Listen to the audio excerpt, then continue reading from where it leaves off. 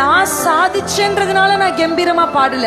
நான் ஆராதிக்கிற தேவன் சகலத்தையும் சிலுவையில் எனக்காக சாதித்தார், ஜெயித்தார், முடித்தார்.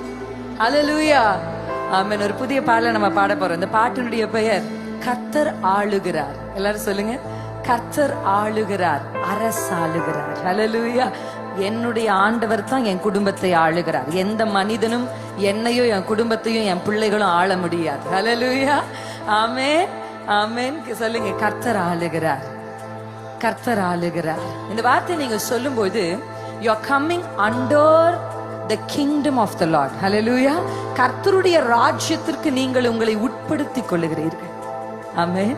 முதலாவது கர்த்தருடைய ராஜ்யத்தையும் அவருடைய நீதியும் நாம் தேடும் பொழுது இவைகள் எல்லாம், எவைகளை நீங்கள் இன்றைக்கு எதிர்பார்த்து வந்தீர்கள் என்று தெரியல. Some of you are here for a healing. இந்த 12 மணி நேர ஆராதனையில எனக்கு ஒரு சுகம் கிடைக்காதா? Some of you are here for a deliverance. எனக்கு ஒரு விடுதலை கிடைக்காதா? என் குடும்பத்தில் ஒரு மாற்றம் வராதா? என் மனதில் இருக்கிற போராட்டங்களுக்கு முடிவு வரா? நீங்க எதை கேட்டு வந்தீங்கன்னு தெரியல, ஆனா எல்லாம் உங்களுக்கு கூட கொடுக்கப்படணும்னா you have to come to the kingdom of the Lord.